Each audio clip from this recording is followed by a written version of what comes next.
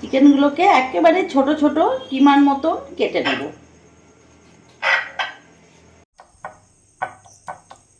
একেবারে ছোট ছোট করে কিমার মতন কেটে নিয়েছি।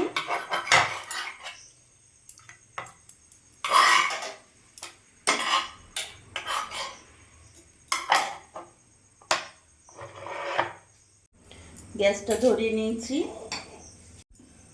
সর্ষের তেল দিয়ে দেবো। আলুর মধ্যে লবণ দিয়ে দিলাম, হলুদ গুঁড়ো দিয়ে দিলাম।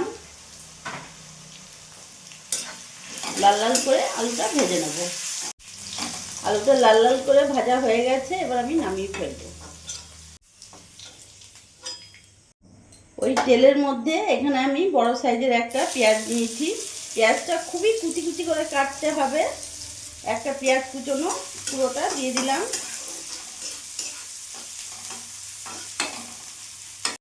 এরই মধ্যে 3-4টে কাঁচা লঙ্কা কুচি দিয়ে দিলাম। তোমরা যেমন ঝাল খাবে সেই হিসেবে কাঁচা লঙ্কা দেবে। এখন কিছুক্ষণ ভাজা ভাজা করে নেব। পেঁয়াজটা ভাজা ভাজা হয়ে গেছে, এরই মধ্যে এই চিকেন কিমাগুলো দিয়ে দেবো।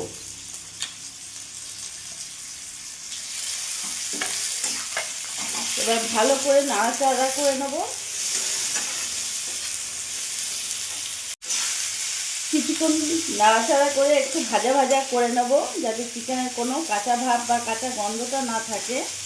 কাঁচা ভাবটা থাকবে না, একটু ভাজা ভাজা এইভাবে করে নেব। চিকেনটা কিছুক্ষণ ভাজা ভাজা করেছি, দেখতে পাচ্ছ পুরো চিকেনের কালারটা চেঞ্জ হয়ে গেছে।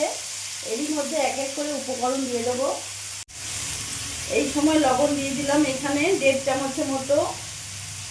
হলুদ গুঁড়ো দিয়ে দিলাম, ধনে গুঁড়ো দিয়ে দিলাম, জিরে গুঁড়ো দিয়ে দিলাম, আর কাশ্মীরি লঙ্কা গুঁড়ো দিয়ে দিলাম। এখানে আদা রসুন লঙ্কার পেস্ট 1.5 চামচের মতন দিয়ে দিলাম। এবার ভালোভাবে সবকিছু মশলা উপকরণের সাথে একেবারে মিশিয়ে নেব। এরই মধ্যে একটা টমেটো কুচি দিয়ে দিলাম।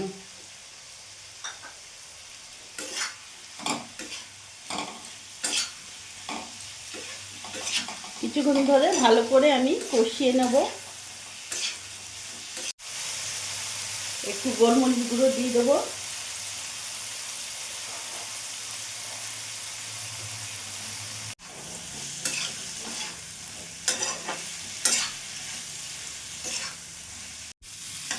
এবার ভেজে রাখা আলুগুলো দিয়ে দেবো। আলুগুলো একেবারে ছোট ছোট করে ডুমো ডুমো করে কেটে নেবে, আর আলুটাকে ভালো করে ভেজে নিতে হবে। এবার চিকেনের সাথে ভালো করে মিশিয়ে নেব।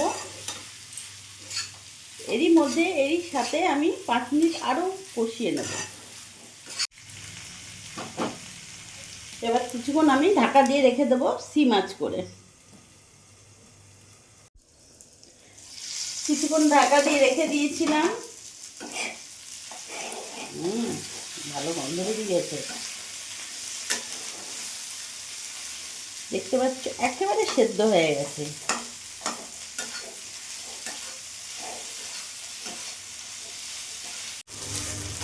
আমি কিন্তু চিকেনে এক ফোঁটাও জল দিইনি।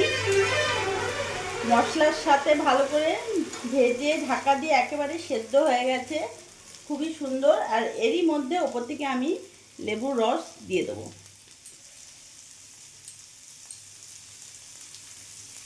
আর একবার নাড়াচাড়া করে নেব। গ্যাসটা আমি এখন অফ করে দেবো। চটপটা চিকেন কিমা একেবারে রেডি। এবার আমি নামিয়ে ফেলবো।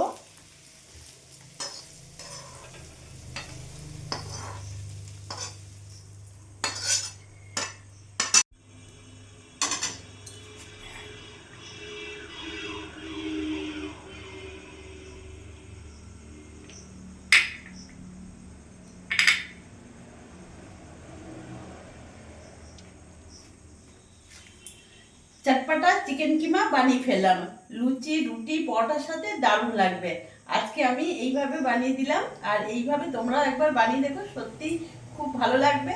আর আমার এই ভিডিওটা যদি ভালো লাগে তোমাদের, প্লিজ লাইক কমেন্ট শেয়ার করে আমার পাশে থেকো, আর তোমরাও ভালো থেকো।